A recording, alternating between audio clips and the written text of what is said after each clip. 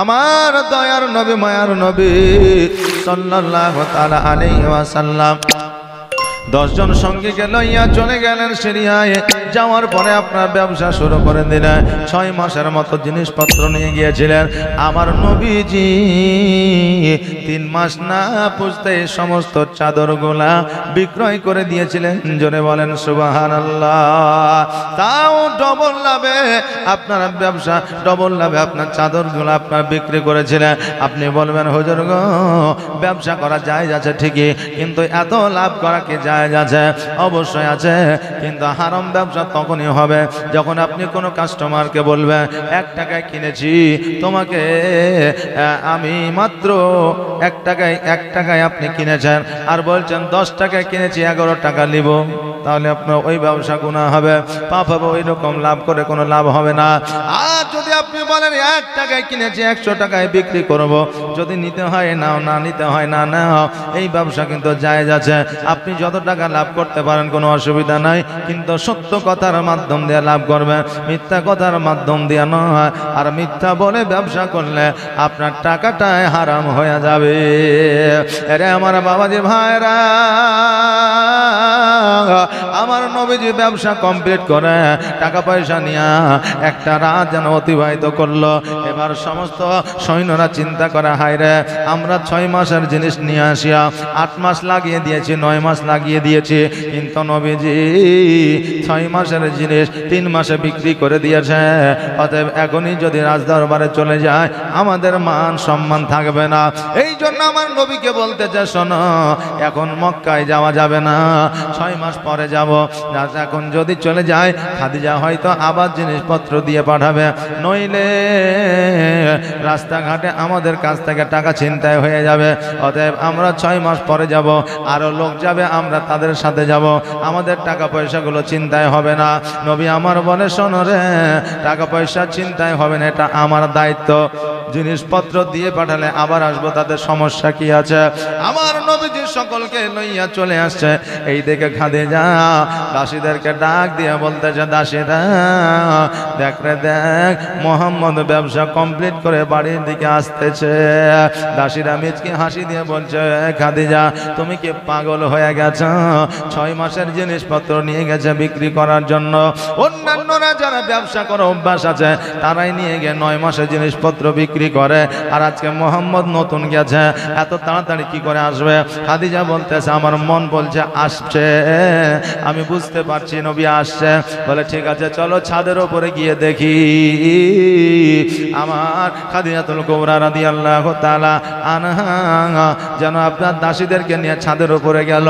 ছাদের উপর থেকে যেমন লক্ষ্য করছে, দেখছে যেন আমার নবীজি উট নিয়ে যেন আগে আগে আসতেছে, আর সকল সৈন্যরা যেন আপনার পেছনে পেছনে আসতেছে। জোরে বলেন সুবহানাল্লাহ।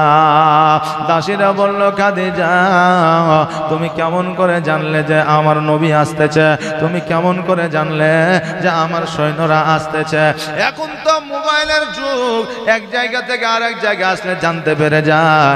এখন তো ইন্টারনেটের যুগ, মোবাইলে ভিডিও কলে আপনার খবর পেয়ে যায়, কোথায় আছে, কোন জায়গা আছে, আর কতক্ষণ লাগবে আসতে। এই খবরটা এখন সবার কাছে কাছে। কিন্তু তখন ইন্টারনেটের জামানা ছিল না, মোবাইলের জামানা ছিল না।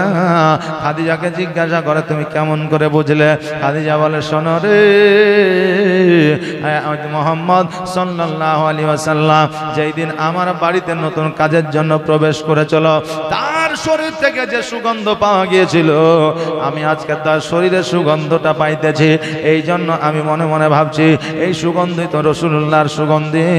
অতএব মনে হয় মুহাম্মদ আমার দরবারে আসতেছে। দাসীরা বলল, খাদিজা আপনি তো মুহাম্মদের প্রেমে পড়ে গেছেন, আমরা বুঝতে পারছি, জানতে পারছি। আমরা এতজন নবীর খুশবু পাইলাম না, আপনি কি করে পাইলেন? খাদিজা আপনি কি মুহাম্মদকে বিবাহ করবেন? খাদিজা বলল, শোনো রে, আমার একটা নয়, দুইটা নয়, 3টা স্বামী ইন্তেকাল করেছে, 3 জনকে বিবাহ করেছে, 3 জনই বিয়ের পরে মারা গেছে। অতএব আমার জীবনে বিয়ে শাদীর আর কোনো শখ নাই, কারণ আমার হলো 40 বছর বয়স আর নবীর এখন 25 বছর বয়স, আমাকে কে সে বিবাহ করবে? দাসী বলল, কেন বিবাহ করবে না? তোমার জমি আছে, জায়গা আছে, টাকা আছে, পয়সা আছে, তোমার সব কিছু আছে, কেন তোমাকে বিবাহ করবে না? তুমি একবার বলে দেখো। বলে না না, বলা যাবে না। খাদিজা যেন নিচের দিকে নেমে আসলে, নবী আমার রাজ দরবারে প্রবেশ করলে, রাজ দরবারে প্রবেশ করার পরে খাদিজাকে যেন হিসাবটা বুঝিয়ে দিলেন। হিসাবটা বুঝিয়ে দেওয়ার পরে যখন আমার নবীজি বাড়ির দিকে চলে আসছে, খাদিজা ডাক দিলে, এ মোহাম্মদ দাঁড়ায় যাও, এই টাকাগুলো তোমার কাছে রাখো। আমার নবীজি বলে, এই আমাদের রানী বাদশাহিনী, এতগুলো টাকা আমি কেন নেব? বলে, অর্ধেক লাভ আমি নিলাম, অর্ধেক লাভ আমি তোমাকে দিলাম, খুশি হইয়া তুমি তোমার বাড়িতে নিয়ে যাও, কারণ এই ব্যবসা তোমার জন্য হয়েছে। এত লাভ আমার কোনো ব্যবসাতে হয় না। আমার নবীজি ওই টাকাগুলো নিয়ে এসে আমিরে হামজার হাতে উঠে দিলে, আর আমার নবীজি বললে, চাচা গো, আজকে আমার আব্বা যদি বেঁচে থাকতো, আমার মা যদি বেঁচে থাকতো, এই প্রথমটা রোজগারের টাকা আমি মায়ের হাতে, আব্বার হাতে উঠে দিতাম। আজকে যখন আমার মা না, আজকে যখন আমার আব্বা নাই, চাচা গো, আমি আপনাকে আমার অভিভাবক হিসাবে আমি সমস্ত টাকাগুলো উঠাইয়া দিলাম। এইদিকে খাদিজাতুল কুবরা রাদিয়াল্লাহু তাআলা আনহা উনি বলতেছে, আরে আমার সৈন্যরা, আমি এইখানে রাজ দরবারে থাকতে অনেক ঘটনা দেখেছি, অনেক অলৌকিক দৃশ্য দেখেছি, তোমরা কি অলৌকিক দৃশ্য দেখেছ? এবার সৈন্য যেন বলতে লাগলো, যাওয়ার সময় উটকে সুস্থ বানিয়ে দিল, যে রাস্তা, যে জায়গায় জঙ্গল ছিল, রাস্তা ছিল না, ওই জঙ্গল দিয়ে যেন রাস্তা তৈরি হয়ে গেল। যে জিনিসপত্র সেল করতে সময় লাগে 9 মাস, 6 মাস মিনিমাম, অতএব সেই জিনিসপত্র সেল করলো 3 মাসের আগে। এর চাইতে অলৌকিক দৃশ্য আর কি থাকতে পারে? আমার খাদিজা নবীজির অলৌকিক দৃশ্য, অলৌকিক কাহিনী, অলৌকিক ঘটনা দেখিয়া আমার খাদিজা যেন আরো মাতোয়ারা হয়ে গেল, পাগল হয়ে গেল। আমার খাদিজাতুল কুবরা রাদিয়াল্লাহু তাআলা আনহার নবীর প্রতি যেন আরো দয়া মায়া বেড়ে গেল। তাহলে তাদের প্রেম কেমন ছিল আর আমাদের এখন প্রেম কেমন? আগে কাজকর্ম, অলৌকিক দৃশ্য, নামাজ রোজা মুখে দাঁড়িয়ে আছে কিনা এটা দেখতো, আর এখন আমাদের যুবতী মেয়েরা লক্ষ্য করে যে তার মুরগির মতো কাট আছে কিনা, নাক কান ফোড়া আছে কিনা, চোখের ভুরু শেভ আছে কিনা, চশমা দেয় কিনা, কেটিএম এখন বাইক আছে কিনা। কথা বুঝলেন না? হ্যাঁ, এটাই তাদের পছন্দ। কিন্তু মারে এইরকম পছন্দ করে যখন তুমি বিয়ে করবা, কাল কিয়ামতের দিনে তোমার কোনো কেটিএম কাজে লাগবে না। লাগবে কাজে? লাগবে না।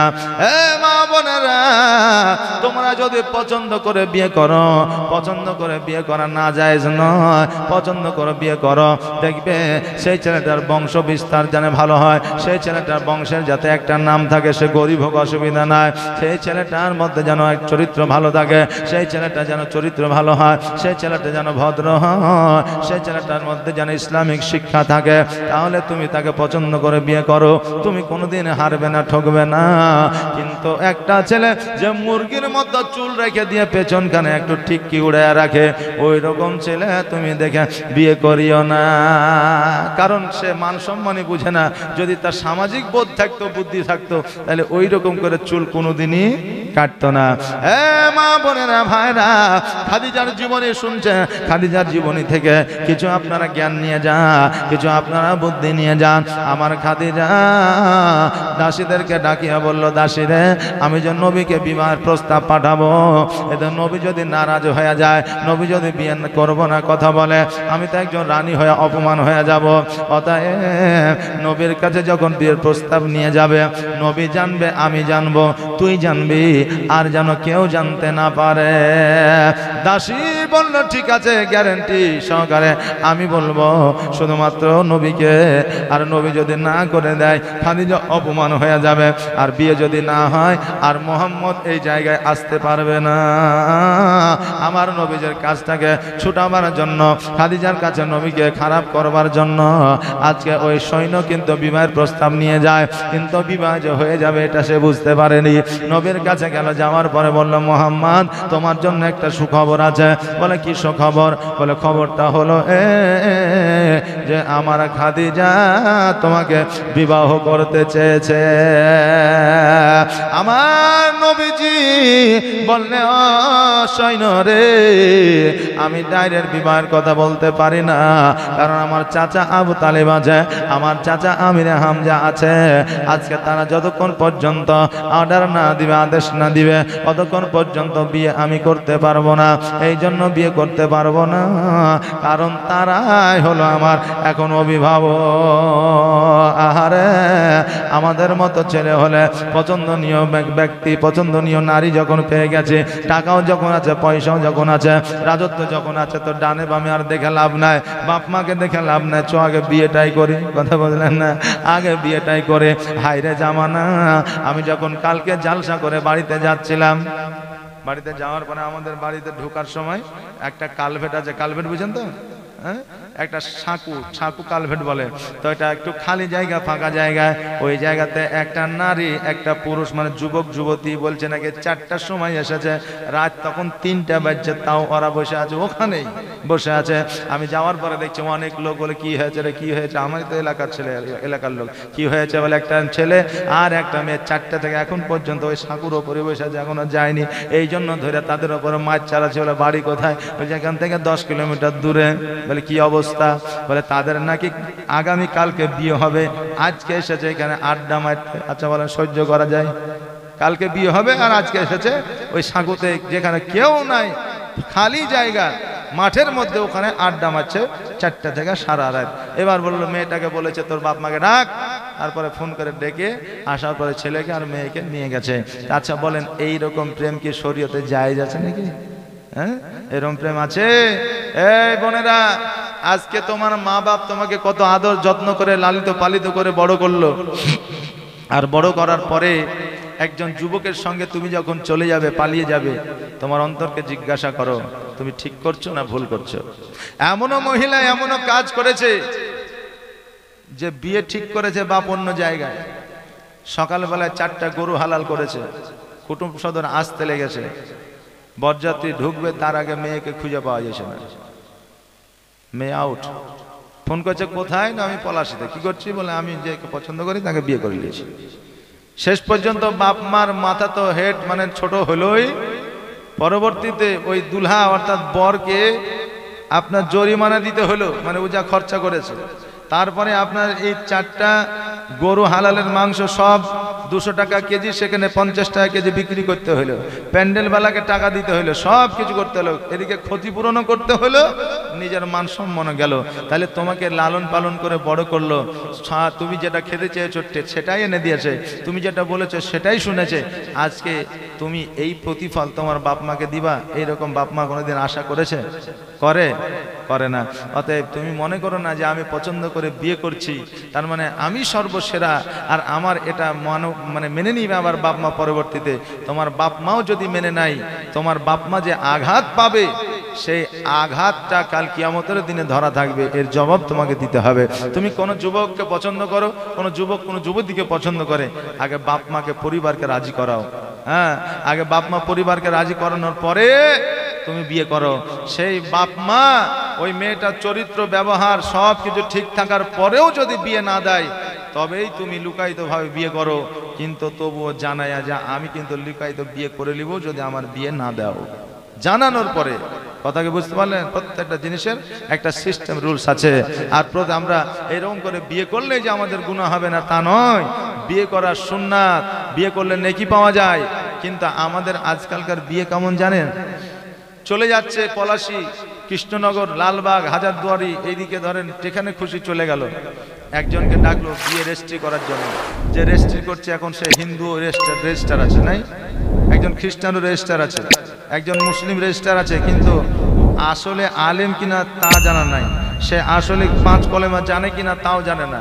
ও আসে শুধুমাত্র লিখে নিয়ে চলে যায়, তোমার নাম কি, তোমার বাপের নাম কি, আধার কার্ড দাও, 2টা ফটো দাও, নিয়ে চলে গেল। কিন্তু আদৌ কলেমা পড়েছে কি পড়েনি এর কোনো গ্যারান্টি নাই। বলে তোর বিয়ে হয়েছে রে? বলে হ্যাঁ হয়েছে। কি করেছে কে জানে, কি করলে না করলে কিছু বুঝতেই পারলাম না, তবে বিয়ে হয়েছে এটা জানি। ওই বিয়েতেই এরা সংসার করছে, কথা বুঝলেন না? ওই বিয়েতে সংসার করছে। কিন্তু বিয়ের যে একটা রুলস আছে, একটা উকিল লাগে, 3টা সাক্ষী লাগে, খাতা কলম না হলেও বিয়ে হয়, এটা তো সরকারি নিয়ম। কিন্তু ইসলামিক নিয়ম হচ্ছে 2 জন সাক্ষী আর 1 জন উকিল মাস্ট লাগবেই, না যদি থাকে বিয়ে হবে না, বিয়ে হবে না। কিন্তু যারা ছেলে মেয়ে পালিয়ে যায় তারা কি বাপ মা অভিভাবককে বেঁধে নিয়ে যায়? জি, যাকে তাকে একটা সাক্ষী উকিল বানাও, ওটারও দরকার হয় না। রেজিস্টার বলে, আমরা তো দেখেছি অনেক, রেজিস্টার বলে যে ঠিক আছে আমি 3টা ছেলের নাম বসিয়ে দিলাম, আদৌ জানেই না, হয়তো ওর একটা বন্ধুর, একটা কাকাইতো ভাই, একটা ফুফাইতো ভাই নাম দিয়ে দিলে, কিন্তু ওরা জানে না। তাহলে সাক্ষীর কোনো দাম থাকলো? যদি কেউ পালিয়ে গিয়ে বিয়ে করে, বাড়িতে নিয়ে এসে আবার বিয়ে দিবেন। বিয়ে দেওয়ার পরে খানা দিতে হবে না, খাওয়াইতে হবে না, শুধু আলেমকে ডাকবেন, 200 টাকা দিয়ে কালমা পড়িয়ে শরীয়ত মোতাবিক বিয়েটা পড়াবেন। তারা স্বামী স্ত্রী রূপে আবদ্ধ থাকবে। আর কোথায় বিবাহ হলো কি হলো না, ঠিকঠাক ছিল কি ছিল না, আর বিয়ে পড়িয়ে দেবে ওটাতে চলছে। দেখবেন যদি বিয়ে না হয় সারা জীবন জেনা করে গেল, কথা বুঝলেন না? সারা জীবন জেনা করে গেল। অতএব যদি কেউ পালিয়ে বিয়ে করে, বাড়িতে নিয়ে এসে আবার বিয়ে দিবেন, সে 6 মাস পরে হোক আর 9 মাস পরে হোক, এটা যেন আমাদের মাথায় থাকে। আল্লাহ পাক রব্বুল আলামিন যেন সেই তৌফিক দান করে। সকলে বলেন আমিন সুম্মা আমি। একবার দরুদ পড়ি, আল্লাহুম্মা সাল্লি আলা সাইয়্যিদিনা মাওলানা মুহাম্মদ ওয়া আলা আলি সাইয়্যিদিনা মাওলানা মুহাম্মদ। আমার নবীজি বললেন, সৈন্যরে আমার চাচা যখন আছে, আমার চাচা যতক্ষণ পর্যন্ত না বলবে আমি অতক্ষণ পর্যন্ত মোহাম্মদ বিয়ে রাজি হতে পারবো না। ওই সৈন্য খাদিজার কাছে আসলো, খাদিজার কাছে আসিয়া বলল, খাদিজা ওকে আমাদের বাদশাহিরি, আমার নবী বিয়ে করবে এ কথাও বলেনি, বিয়ে করবে না এই কথাও বলেনি। তার চাচা আমিরা হামজা যদি রাজি হইয়া যা, আমার নবী রাজি হইয়া যাবে। এবার আমিরা হামজাকে ডেকে পাঠানো হলো। আমিরা হামজা মনে মনে ভাবছে কি না জানি বলবে, কি হলো, ভাতিজাকে কোনো দোষ করলো নাকি। এবার আমিরা হামজা গুটি গুটি পায়ে যখন খাদিজার দরবারে আসলো, খাদিজা বলে, চাচা আমার মোহাম্মদকে বড় পছন্দ, মোহাম্মদকে বিয়ে করতে চায়, মোহাম্মদকে বিয়েতে রাজি আছে, যদি মোহাম্মদ বিয়ে করে তাহলে বিয়ে আমি করব। আমিরা হামজা তো খুশিতে আত্মহারা, এত সম্পদের একজন মালিকানা, খাদিজা আমার ভাতিজাকে বিয়ে করতে চায়। বলে কেন করবে না, ঠিক আছে আমি দেখছি। এবার আমিরা হামজা বাড়িতে গেলেন, যাওয়ার পরে আমার নবীকে ডাকলেন। নবীকে ডাকার পরে বলে, মুহাম্মদ তুমি কি খাদিজাকে বিবাহ করতে চাও? নবী আমার বলে, চাচা গো আপনাদের মতামতটা কি বলে?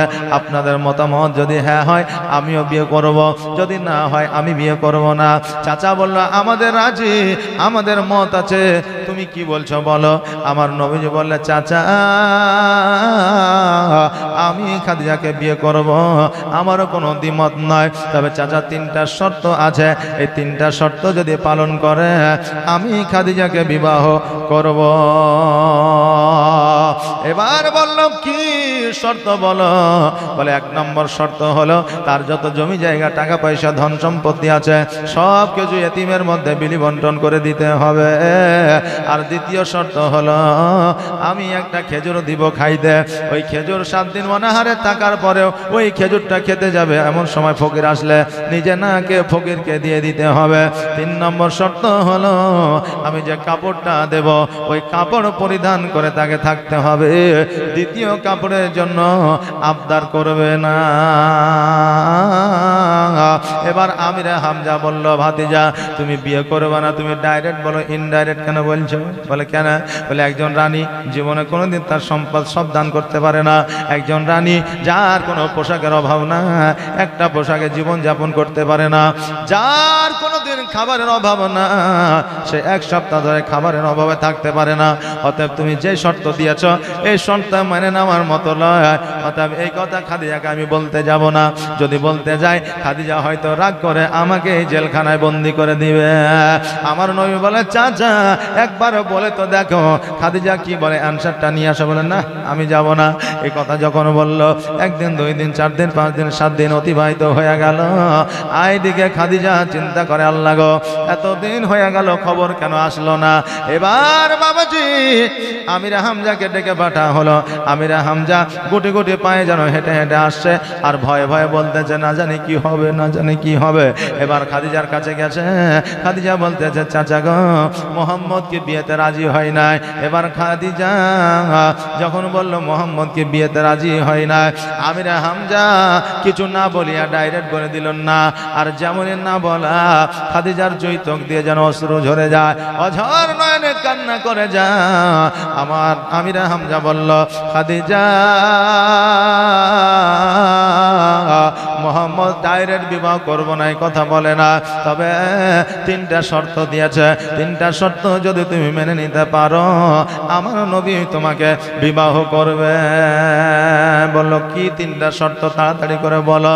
বলে 1 নম্বর শর্ত হলো তোমার অট্টালিকা জমি জায়গা ধন সম্পদ দান করে দিতে হবে গরিব মিসকিনের মধ্যে।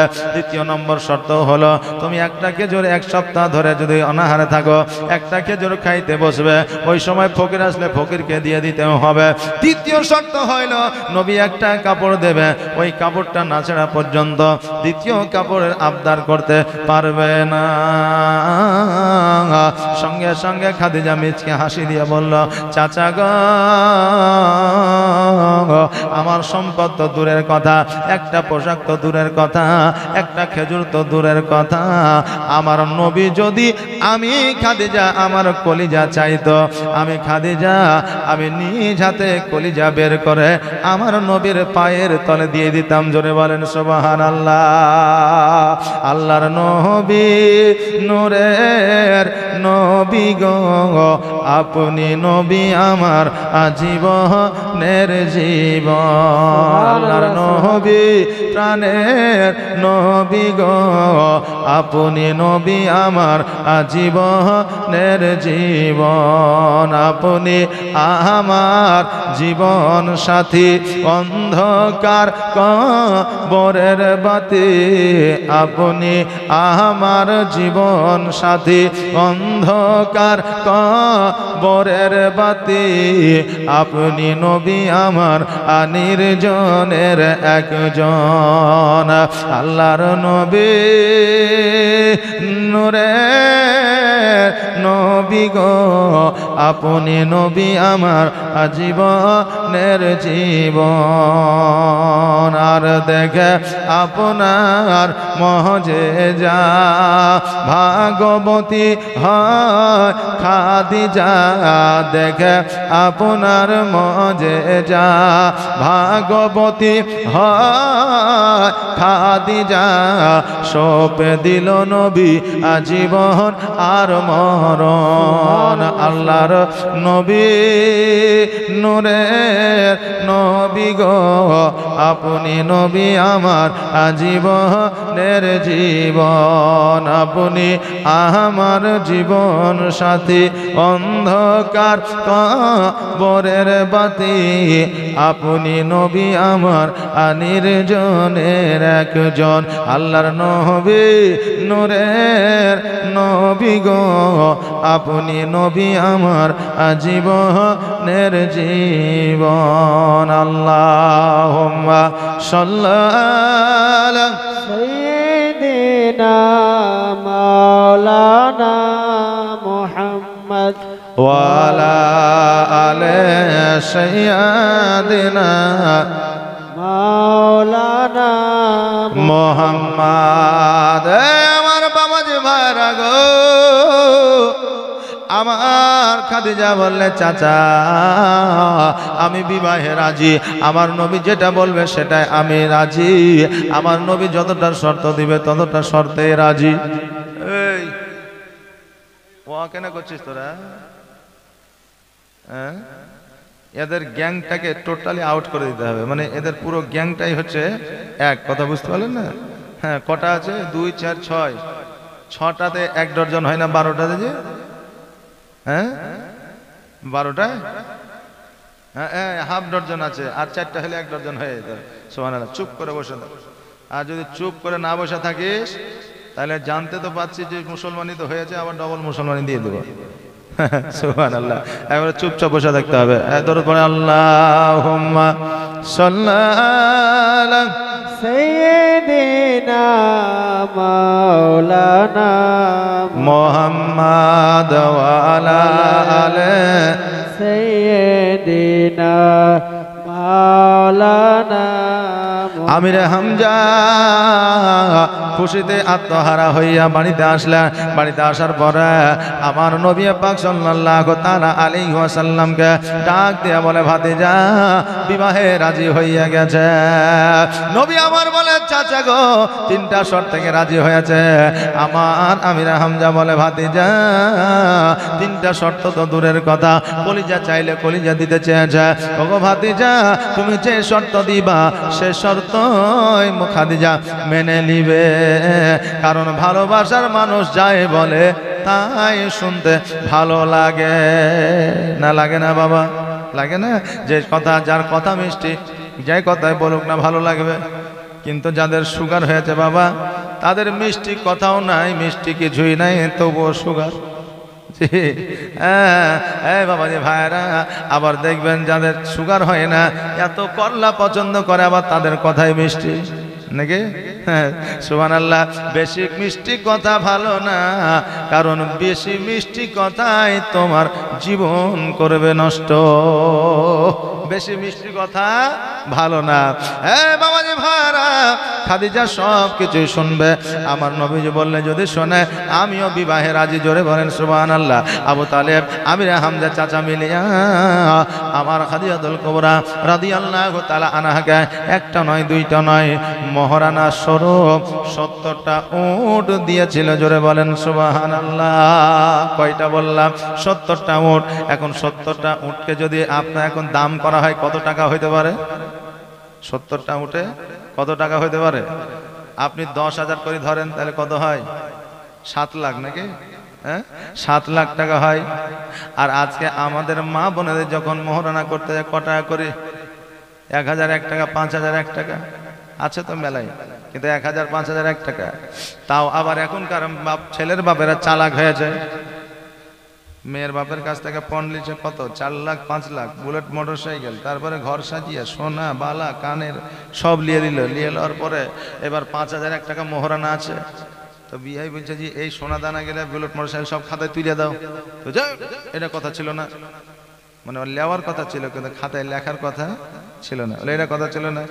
বিহাই এক কাজ করেন, মোহরানাতে লেখা দেন একটা অঙ্ক করে যে সোনার দাম এত, খাটের দাম এত, সুকেশের দাম এত, মোটরসাইকেলের দাম এত, যে সবকে যোগ করে 5 লাখ টাকা বেটির মোহরানায় লিখে দেন, যাতে কোনোদিন ছাড়াছাড়ি হলে সব টাকা যাতে আপনি ফেরত পায়ালেন। হাই রে যুক্তি রে। হ্যাঁ যে এখন ওই 5 লাখ টাকা মোহরানা করে দিল, ছেলের বাপের মোহরানা লাগলোই না। আচ্ছা বিয়ে হবে? জি এখন এরকম যুক্তি খাটাইছে মুড়লেরা। ইসলামে কোনো যুক্তি চলে না, যেটা হারাম সেটা বিলকুল হারাম। আমরা মানুষ কত ইন্টারেস্টেড হারামের দিকে দেখে, বিয়ে যখন ঠিক করতে যায় আগে পণটার ব্যবস্থা করি, মানে এটা হারাম কাজ, মোহরানাটা হালাল, এটা পরে ব্যবস্থা করি। আমরা যখন কারো কাছ থেকে টাকা নিতে যাই, ইন্টারেস্টের টাকাটার কথা আগে হয়, আর টাকাটার পরে যেটা মেন টাকা, মূল টাকা, সেটার টাকা পরে হয়। বাবারে আমরা এখন প্রত্যেকে অনেকে 100-র মধ্যে 98টা মানুষ হারামের দিকে আগিয়ে আছি। জানলে শুধু হারাম নয়, না জানলেও হারাম খাই আমরা। কারণ আমার দয়ার নবী, মায়ের নবী সাল্লাল্লাহু তাআলা আলাইহি ওয়াসাল্লাম বেনামাজের বাড়িতে, সুদখোরের বাড়িতে, ঘুষখোরের বাড়িতে খাবার পর্যন্ত খেতে বারণ করেছে। কিন্তু আমরা যদি এখন না খাই, আমাদের কোনো কাম হবে না। কথা বুঝলেন না? কারণ আমরা ইমাম, আমরা মৌলানা, এখন সুদখোরের বাড়িতেও খাইতে হয়েছে, ঘুষখোরের বাড়িতেও খাইতে হয়েছে। এখন জালসা হয়েছে, জুলুস হয়েছে, মানুষ কেন পরিবর্তন হয় না? ভালো করে রেকর্ড করেলেন, এই জালসায় মানুষ কেন পরিবর্তন হয় না একটু শুনেলেন। হঠাৎ করে ফোন করছে, আসসালামু আলাইকুম হুজুর। হ্যাঁ ওয়ালাইকুম সালাম। হুজুর আমি অমুক জায়গা থেকে বলছি, একটু দাওয়াতটা নেন। তো কত টাকা দিতে হবে? তো এত টাকা দেন। হুজুর গরিব এলাকা, গরিব মানুষ, 5000 টাকা লিয়েন। তো ঠিক আছে, শুধু টাকা দিয়ে করতে হবে জালসা, ওটা তো নয়, কিছু জায়গায় এমনিও যেতে হবে। ঠিক আছে যাব। নিয়ে নিলাম দাওয়াত, অ্যাডভান্স বলে হবে না, জালসা 5000 টাকার অ্যাডভান্স কি নেবেন? ঠিক আছে তাই হলো। পরবর্তীতে আমাকে হোয়াটসঅ্যাপে হ্যান্ডবিল পাঠাচ্ছে, হ্যান্ডবিলে লেখা আছে কলকাতার 35,000 টাকা নিবে। জালসার টোটালি খরচা হয়েছে 2 থেকে 3 লাখ টাকা। বলে এত বড় মৌলবি তুমি দেখেছো 30-35,000 টাকা খরচা করে, আমার বেলাতে গরিব, হ্যাঁ এইরকম এলাকা ভিত্তিক যে আলেম ওলামা থাকে তাদেরকে ঠগায়।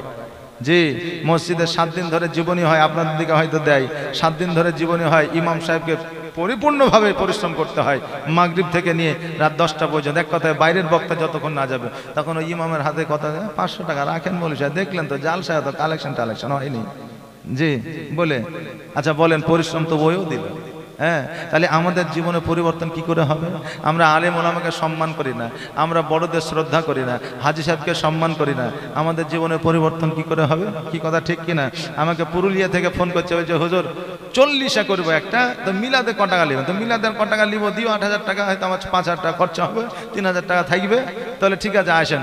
আমি আপনার ধুলিয়া কি বলে আসানসোল পর্যন্ত চলে গেছে, যাওয়ার পরে বুঝলেন উর্দুতে হ্যান্ডবিল করে পাঠাচ্ছে যে বিরাট বড় জালসা। কথা বুঝলেন না? আসানসোল এসেছি, তারপরে হ্যান্ডবিল দিয়েছে যে নামটা আমাকে, এই নামটা জিজ্ঞাসা করুন তাইলে চলে আসবেন আমার জায়গাতে। বিরাট বড় জালসা, বাইরের আপনার আশাদ ইকবাল পর্যন্ত শায়ের আছে, মানে সব উর্দু, আমি একমাত্র বাঙালি। আমি সঙ্গে সঙ্গে বর্ধমানের ট্রেন ধরে আবার বাড়ি চলে আসলাম। কথা বুঝলেন না? তো মানুষ যদি চালাকি করে জালসা করে, ওই জালসা পরিবর্তন হবে? হ্যাঁ, হঠাৎ করে নদীর ওই পার থেকে, জায়গার নাম বলবো না, ফোন করছে যে হুজুর দাওয়াতটা নিতে হবে। বলে ঠিক আছে, কে কে থাকবে? বলে বাংলাদেশের একটা বক্তা থাকবে আর আপনি থাকবেন, আপনি 2 দিনে থাকবেন। ঠিক আছে। 3 দিন আগে আমাকে ডেটটা ক্যান্সেল করাচ্ছে, মানে অ্যাডভান্সও দেয়নি, 3 দিন আগে ডেটটা ক্যান্সেল করাচ্ছে। 3 দিন আগে ডেটটা ক্যান্সেল করার পরে বলছে বাংলাদেশের বক্তা ডেট ক্যান্সেল করেছে, তার জন্য আপনাকে ক্যান্সেল করা হলো। এই ডেটে যদি ডেট থাকে তাহলে ডেট দেন। বললাম ওই ডেটটা নাই, তাহলে এই 3 দিন ডেটটা আমার খালি হয়ে গেল, তাই না? এবার কিন্তু আমাকে দাওয়াত করেছে যে এবার কিন্তু আপনাকে আসতেই হবে। আমি বললাম যাব। বাংলাদেশের বক্তার ডেট ঠিক আছে তো? বলে হ্যাঁ ঠিক আছে। আমি কিন্তু আর যাইনি, আমার খারাপই বলে না ভালো বলে, আমার ওই 3 দিন লস করেছে। এবারও আমাকে ফোন করে বলছে আমাদের জালসা বিরাট লস হয়ে গেল। কার জন্য? বলে আপনার জন্য। বলে আমার জন্য কেন লস হবে? আমার তো ডেট কামাই করা হলো, আমাকে তো বললে যে আপনার ডেটটা পাল্টান, বাংলাদেশের বক্তালি আপনারা জালসা করবেন, তো লাভ তো হবে ওর জন্য। তাহলে ও তো আসলো, তাহলে জালসার কি করে ক্ষতি হলো? কথা বুঝলেন না? শুধু আমরা কমিটি মৌলবীকে ডাকলাম, আসলো না বলে শুধু মৌলবীরই দোষ তা না, কমিটিরও কিছু দোষ থাকে, কথাবার্তা বলতে ভুল থাকে। হযরত নবী পাক সাল্লাল্লাহু তাআলা আলাইহি ওয়াসাল্লাম 70টা ওট দিয়ে মোহরানা আদায় করলেন। কার? আমার মা খাদিজা রাদিয়াল্লাহু তাআলা আনহার, খাদিজাতুল কুবরা রাদিয়াল্লাহু তাআলা আনহার 70টা ওট আপনার খাদিজাকে দিলেন মোহরানা স্বরূপ। দেওয়ার পরে রাত্রিবেলা আমার নবী পাক সাল্লাল্লাহু তাআলা আলাইহি ওয়াসাল্লাম আমার খাদিজাতুল কুবরা রাদিয়াল্লাহু তাআলা আনহার জাং মুবারকের উপরে মাথা দিয়ে যেন আরাম করছেন। আমার খাদিজা যেন আমার নবীজির বড় বড় চুলগুলোকে যেন নাড়তেছে, কারণ আমার নবীজির বড় বড় চুল ছিল যেটাকে বাবরি চুল বলা হয়। আমার নবীজির চুলগুলোকে নাড়তে আছে, নাড়তে নাড়তে আমার নবীজি যেন ঘুমায় গেছে। খাদিজা দেখছে যখন আমার নবী ঘুমিয়ে গেছে আমিও একটু ঘুমায় নি। এবার খাদিজা যখন বিছানায় ঘুমিয়েছে, নবী আমার উঠে ঘর থেকে বাইরে হয়ে এসেছে। এইদিকে খাদিজা ভোর রাত্রে যেন আপনার চেতন পেয়ে গেছে। চেতন পেয়ে যাওয়ার পরে এবার ডান দিকে হাত দেয় নবী নাই, বাম দিকে হাত দেয় নবী নাই। চাই আপনার ঘুম থেকে উঠে দেখে নবী না। খাদিজা যেন ভয় পেয়ে গেছে, কারণ এর আগে 3টা স্বামী হারিয়েছে, আমার নবীও কি হারাইয়া গেল। সারা রাজপ্রাসাদ খুঁজে বেড়ায়, নবীকে যেন দেখা যায় না। এবার বাবাজি ভাইরা, যেই খাদিজা খালি পায়ে জীবনে কোনোদিন বাইরে হয় না, যে খাদিজা জীবনে কোনোদিন বাইরের মুখ দেখে না, যেই খাদিজা সৈন্য ছাড়া কাজকর্ম করে না, ওই খাদিজা আমার নবীজিকে খোঁজার জন্য জঙ্গলে বার হয়ে গেলেন। না বাঘের ভয় করলেন, না ভাল্লুকের ভয় করলেন, না শিয়ালের ভয় করলেন, না সাপের ভয় করলেন। নবীর প্রেমে, নবীর মহব্বতে খোঁজার জন্য যেন বার হয়ে গেলেন। সকাল সকাল হতে চলেছে, নবীকে দেখা যায় না। হঠাৎ করে দেখছে যেন একটা পাহাড়ের উপরে আমার নবীজি সিজদায় রত হইয়া আছে। জোরে বলেন সুবহানাল্লাহ। খাদিজা পাহাড়ের উপরে ওঠার চেষ্টা করলে কিন্তু পাহাড়ে উঠতে পারে না। এখন বাবারা পাহাড়ের উপরে সরকার আপনার সিঁড়ি বানিয়ে দিয়েছে, ওঠার মতো আপনার পরিস্থিতি তৈরি করে দিয়েছে, কিন্তু তখন পাহাড়ের উপরে ওঠা কিন্তু অত সহজ ছিল না। খাদিজা অনেকবার চেষ্টা করে উঠতে পারলো না। এবার হামাগুড়ি দিয়া, যেই বাচ্চারা ছোট্টবেলায় হামাগুড়ি দিয়ে হাঁটে ওই রকম হামাগুড়ি দিয়ে পাহাড়ের উপরে উঠলো। আর পাহাড়ে ওঠার পরে আমার নবীজি যখন জানতে পারলেন যে খাদিজা এসেছে, কারণ খাদিজা ইয়া রাসূলুল্লাহ ইয়া হাবিবাল্লাহ বলে সিজদা থেকে মাথাটা উত্তোলন করে, আপনি আমাকে না বলে কেন এসেছে? এই কথা যখন বললেন আমার নবীজি চট করে সিজদা থেকে মাথাটা উঠাইলেন। উঠানোর পরে বলে, খাদিজা আজকে তুমি এই জায়গায় এসেছো, কারণটা কি?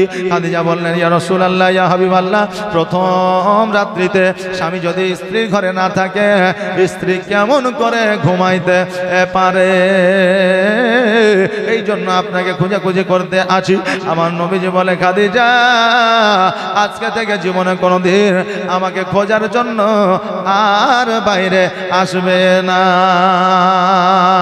ও বেরাদার, এবার খাদিজাকে বলল, খাদিজা তুমি রাজপ্রাসাদে যাও, তুমি ঘরে যাও, বাড়িতে যাও। এইদিকে আমার নবীজি যখন এই অর্ডার দিয়ে দিলে, আদেশ দিয়ে দিলে, খাদিজা যেন দ্বন্দ্বা ইমান হইলে। দ্বন্দ্বা ইমান হওয়া মানে দাঁড়িয়ে যাওয়া। যখনই দাঁড়িয়ে গেলেন একটু আহা করে উঠলেন। এবার আমার নবীজি বলে, খাদিজা তোমার মুখ দ্বারা শব্দ কেন বের হলো? খাদিজা বলে, ইয়া রাসূলুল্লাহ ইয়া হাবিবাল্লাহ, নবী গো, আমি যখন পাহাড়ের উপরে হামাগুড়ি দিয়ে উঠেছি, আমার কহিনা আর আমার হাঁটু এই দুইটা জায়গা ক্ষত বিক্ষত হয়ে গেছে, ছাল চামড়া উঠে গেছে। এবার আমি যখন উঠলাম ওই জায়গায় ব্যথা লাগলো, এই জন্য আমি আহা করে উঠেছি। নবী আমার বললেন, কোন জায়গায় দেখি? এবার যখন দেখালেন, দেখছেন যেন ওই জায়গাগুলো কেটে কেটে রক্ত বের হচ্ছে। আমার নবীজি ওই জায়গাতে আপনার থুতু লাগাইয়া দিলেন। খাদিজা বলেছিলেন, খোদার কসম করে বলি, ওই জায়গাতে রক্ত পড়া তো দূরের কথা, আমার নবী যখন থুতু লাগিয়ে দিয়েছিল কাটা দাগ পর্যন্ত ছিল না। জোরে বলেন সুবহানাল্লাহ। ওই জায়গায় কাটা দাগ পর্যন্ত ছিল না। এই জন্য বাবাজি ভাইরা আমার খাদিজাতুল কুবরা রাদিয়াল্লাহু তাআলা আনহা উনি নিজেও বলেছেন যে আমার স্বামী মুহাম্মদুর রাসূলুল্লাহ সাল্লাল্লাহু তাআলা আলাইহি ওয়াসাল্লামের সঙ্গে কারো হবে না তুলনা। খাদিজা নিজে নিজে বাড়ির দিকে চলে আসলে।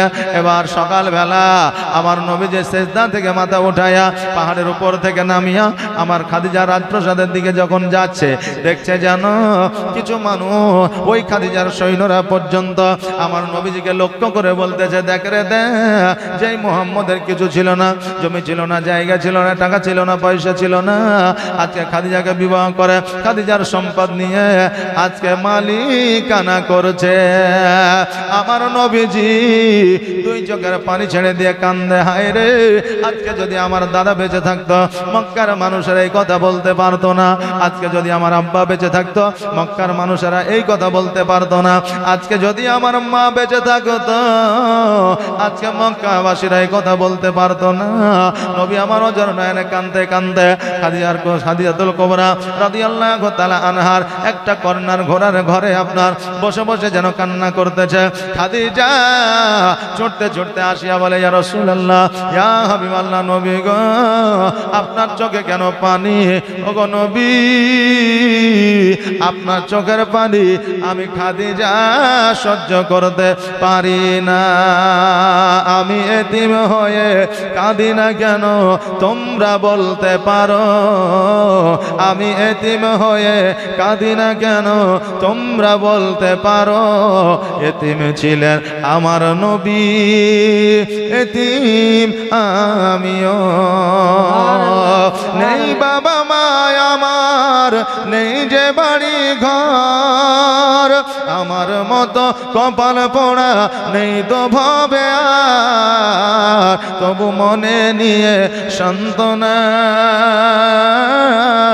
তবু মনে মনে নিয়ে সান্ত্বনা কাটাই দিনেরা। এতিম ছিলেন আমার নবী হযরত মুহাম্মদ। আমি এতিম হয়ে কাঁদি না কেন তোমরা বলতে পারো? আমি এতিম হয়ে কাঁদি না কেন তোমরা বলতে পারো? এতিম ছিলেন আমার নবী, এতিম আমিও। খাদিজা বলে, ইয়া রাসূলুল্লাহ, ইয়া হাবিবাল্লাহ, নবী গো, আপনি যদি এইভাবে কান্না করেন আমি খাদিজা সহ্য করতে পারি না। কেন কান্না করেন আপনি আমাকে একবার বলেন। নবী আমার বলে, খাদিজা তোমার সম্পদ থেকে তুমি দান করতে পারবে না, তোমার টাকা পয়সা মনে মুক্তাকে তুমি দান করতে পারবে না। খাদিজা বলে, ইয়া রাসূলুল্লাহ, ইয়া হাবিবাল্লাহ, নবী গো, আমার সম্পদ তো দান করা দূরের কথা, আজকে আপনি যদি বলেন আমার শরীরের সমস্ত চামড়া ছিলিয়া আপনার পায়ের তলে বিছায়া দিতে পারি, আপনার পায়ের তলে বিছায়া দিতে পারি। এ বাবা কেমন বিবি ছিলেন একবার দেখেন বেরাদার। আর আমার খাদিজা কেমন বিবি ছিলেন যে আমার নবীর জন্য নিজের চামড়া ছিলেন আমার নবীর পায়ের তলে বিছায়া দিতে চায়।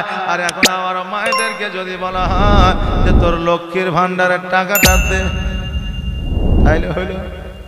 হবে না। কথা বুঝলেন না? হবে না। আর যারা দেখবেন মাতাল আছে তারা কিভাবে নিতে হয় আবার জানে, তাদের টাকাগুলোই পাওয়া যায়, মানে লক্ষ্মী ভান্ডার এগুলো পেয়ে যায়। আর যারা বুঝলেন ভালো স্বামী ভদ্র স্বামী তারা পায় না, বলেন না তোমাকে দেওয়া যাবে না, দিলে খরচা হয়ে যাবে।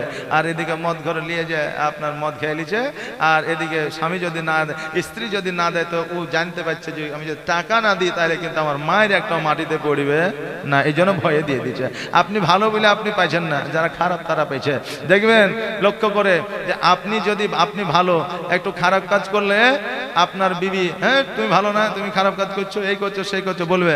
আর একজন মদ খেয়ে এসে যদি সারা বাংলাদেশ ভারত পাকিস্তানকে যদি এক করে দেয়, তবুও তার স্ত্রী তার মুখখানকে ধরে বাড়িতে নিয়ে যাবে। কথা বলছেন না? হ্যাঁ, সুবহানাল্লাহ। তো বাপজি ভাইরা আমার মায়েরা, ভালো স্বামীরা যখন কিছু চাইবে তখন কিন্তু পায় না। এই জন্য আমি মায়েদের বলবো, স্বামী যদি চাই অবশ্যই দিবে। কারণ হলো স্বামীকে যদি আপনি না দেন তাহলে আপনি গুনাহগার হবেন, আপনার ইবাদত আল্লাহর দরবারে কবুল হবে না। আমার খাদিজা বলতেছে, ইয়া রাসূলুল্লাহ, ইয়া হাবিবাল্লাহ, নবী গো, আপনি কোন সময় দান করবেন, কোন সময় দিবেন আপনি একবার বলে দেন। বলে এক্ষুনি দান করে দেব। আমার খাদিজাতুল কুবরা রাদিয়াল্লাহু তাআলা আনহা 6টা সম্পদ, সোনামণি হীরামণি মুক্তা সবকিছু এতিম মিসকিন গরিবের মধ্যে বিলি বন্টন করে দিলেন। জোরে বলেন সুবহানাল্লাহ। সবকিছু যখন বিলি বন্টন করে দিলেন, আমার নবীজি খেজুর গাছের ছাউনিতে আপনার খেজুরের ছাল দিয়ে আপনার বালিশ বানাইলেন, খেজুরের ছাল দিয়ে আপনার বিছানা বানাইলেন। আর খেজুরের ছালের উপরে শুইয়া শুইয়া আমার নবীজি বলতে যে, খাদিজা আজকে তোমার বাপের অট্টালিকাতে যে মজা তুমি পেয়েছো, যে সুখ তুমি পেয়েছো, আমি হয়তো খেজুর গাছের ছাউনিতে দিতে পারবো না। আমার খাদিজা বলে, ইয়া রাসূলুল্লাহ, ইয়া হাবিবাল্লাহ, নবী গো, আজকে আমি আমার আব্বা জানের অট্টালিকায় যে সুখ আমি পেয়েছি, যে শান্তি আমি পেয়েছি, তার চাইতে হাজার হাজার গুণ বেশি শান্তি আপনার জীর্ণ কুটিরে আমি পাচ্ছি। জোরে বলেন সুবহানাল্লাহ। ভালোবাসা প্রেম যদি সত্য হয়, গাছের তলাতে রাত কাটানো যায়। আর এখনকার ভালোবাসা এমন রে বাবা, অভাব যদি দরওয়াজায় দাঁড়ায়, ভালোবাসা জানালা দিয়ে পালায়। এখনকার ভালোবাসা, কথা বুঝতে পারলেন না? আমার বাবা যে ভাইরা, আমার দয়ার নবী মায়ার নবী সাল্লাল্লাহু তাআলা আলাইহি ওয়াসাল্লাম বলে, ও খাদিজা, আজকে যেমন সবকিছু দান করে দিয়েছি, আজকে তো আমি যেটা উপার্জন করে তোমাকে দেব সেটাই তুমি খাবে, সেটাই রান্না বান্না করবে। খাদিজা বললেন, ইয়া রাসূলুল্লাহ, ইয়া হাবিবাল্লাহ, নবী গো, আজকে আপনি এক সপ্তাহ কেন 1 মাস ধরে অনাহারে রাখলে আপনার প্রতি কোনো নালিশ থাকবে না। খাদিজা সব সম্পদ দান করলে কার জন্য? কার জন্য? ইসলামের জন্য, আমার নবীর জন্য, দ্বীনের জন্য। আজকে আমরা মসজিদের জন্য জালসা করছি বাবা, আপনাকে সব দান করতে বলছি না, 5টা বাপ আমার মসজিদের জন্য 1000 টাকা দেন তো। রওয়ানা আখেরি সালাম নাও না না, ওই ছেড়ে যায় সোনার মদিনা, ওই ছেড়ে যায় সোনার মদিনা, প্রাণ ভরে দেখে নাও না না, প্রাণ ভরে দেখে নাও না না, দেখা যে আর হবে না। ও গো দয়ার না না জান, ও গো সরওয়ারে মদিনা, ওই দিন ইসলামের খাতিরে, ওই কোরআন বাঁচাবার তরে, ওই কোরআন বাঁচাবার তরে, খোদার রাহে কাটাবো, খোদার রাহে কাটাবো আমার এই গলা খানা। ও গো দয়ার নানা জান, ও গো সরওয়ারে মদিনা, ওই ভাইজান ইমাম হাসান ছিল আমার জানের জান, ছিল আমার জানের জান, সে যে চলে গিয়েছে, সে যে চলে গিয়েছে, একা আর ভালো লাগে না। ও গো দয়ার নানা জান, ও গো সরওয়ারে মদিনা। সুবহানাল্লাহ, মাশাআল্লাহ, জাযাকাল্লাহ। মা বোনেরা, আপনাদের বলে দিয়ে যাই, আমরা যখন মারা যাব আমাদের একটা মাত্র গাড়ি থাকবে, যেই গাড়িটা হলো খাটলি, নাকি বলেন, যেই গাড়িটা হলো আমাদের জন্য খাটলি। মা বোনেরা, মায়েদেরকে যখন ওই খাটের উপরে ওঠানো হয়, মায়েদের উপরে ওই খাটলির উপরে একটা চাদর দেওয়া হয়, দেওয়া হয় না, একটা চাদর পর্দার সহিত। আমি বলবো মা রে, ওই গাড়িতে প্রত্যেককে চাপতে হবে। এই জন্য এতগুলো মা আছে, একটা চাদরের দাম দিতে পারবে না, 1700 টাকা। একটা মা আমার 1700 টাকা এই চাদরের দাম।